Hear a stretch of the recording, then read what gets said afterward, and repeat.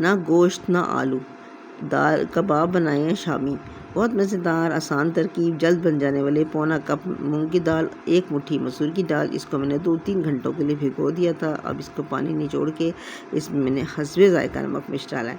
1 चमची मिर्च नमक है और हाफ़ टी स्पून जो है ना वो मिर्चें, और इसमें ये आधी प्याज डाली, आधी इसको हरे मसाले के तौर पे डालेंगे। और ये देसी लहसुन था, ये थोड़ा डलता है इसलिए ये डाला है। और अदरक को बिल्कुल बारीक बारीक काट के, बिल्कुल छोटा छोटा काट के इसे मैंने शामिल करना है। अब दाल को उबाल लेना, इतनी देर उबालना है कि अच्छी तरह गल जाए। बिल्कुल ये डोई मारने से ही जो हो जाएगी, इसको पीसने की ज़रूरत नहीं पड़ती, ना ग्राइंडर में ना सिल पे। अब इसमें डाला है मैंने 1 चमची चाट मसाला। इसमें 1 नींबू का रस भी बहुत अच्छा रहता है, 1 नींबू का रस भी ज़रूर डालिएगा अगर है तो, नहीं तो चाट मसाला बढ़ा दें। और ये 2 हरी मिर्चें और आधी जो प्याज बचाई थी वो काट के डालिए। धनिया पुदीना हस्बे ख्वाहिश आप डाल सकते हैं।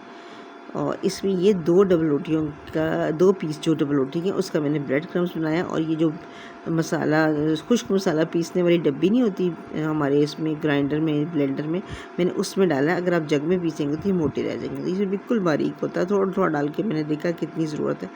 ये देखिए मेरे पास पूरे 2 टोस्ट थे, 2 टोस्टों का इसमें मैंने डाल दिया, बन गया मसाला। इसे ये इसके लिए काफ़ी है, तकरीबन 1 कप दाल के लिए 2 टोस्ट। और इसे अच्छी तरह मिक्स करके और मैंने बनाया है इसके कबाब। और कबाब को मैंने खुले घी में तला है। अच्छा, अब मैंने ये कढ़ाई में तला हुआ है, तो ये जब फ़ौरी ताज़े बनाएंगे तो ये बिल्कुल नहीं टूटेंगे। हाँ, अगर फ्रीज़ कर देंगे तो टूट जाएंगे, तो बेहतर है कि आप इसको ताज़े बना के खा लें। और ये देखिए मज़ेदार किस्म के कबाब तैयार हैं। इनका जायका भी बेहतरीन है और कोई बता नहीं सकता कि ये बग़ैर गोश्त के बने हैं।